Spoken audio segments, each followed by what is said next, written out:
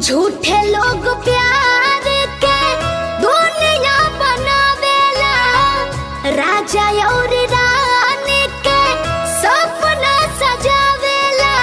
हो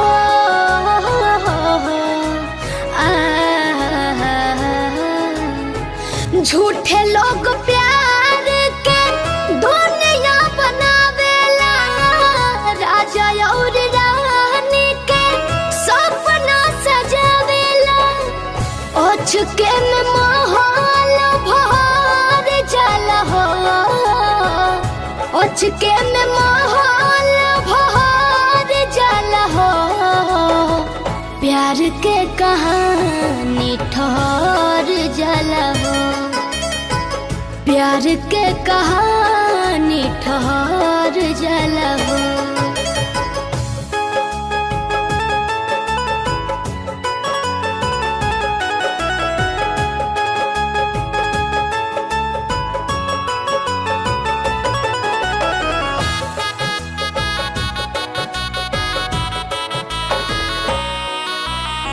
Music by Arya Sharma.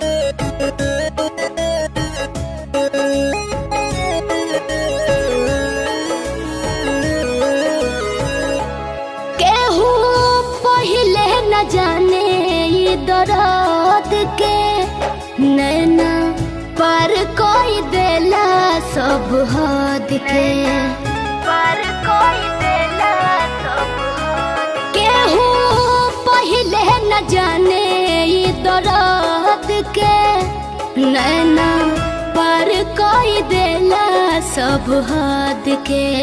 मिले खातिर खोजे लोग रोजे बहाना, जुल्मी जमाना मारे दिन रात ताना। डलिया से पतिया जैसे झड़ जाला हो,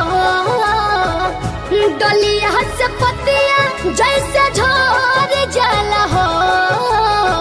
प्यार के कहानी ठहर जाला हो, प्यार के कहानी ठहर जाला हो।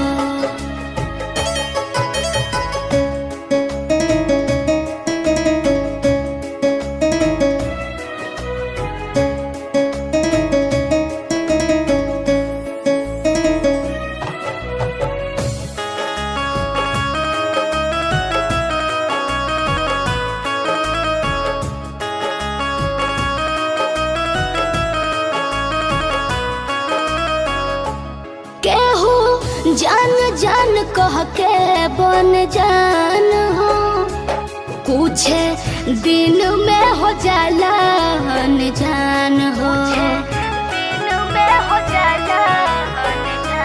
केहू जान जान कह के बन जान हो, कुछ दिन में हो जाला अनजान हो। जिंदगी के नैया डूबे नदी बीच जाके, एगो दिल हो से एगो दिल के रुआ के। शिल्पी सोचाला का बिखर जाला हो, शिल्पी सोचाला का बिखर जाला हो।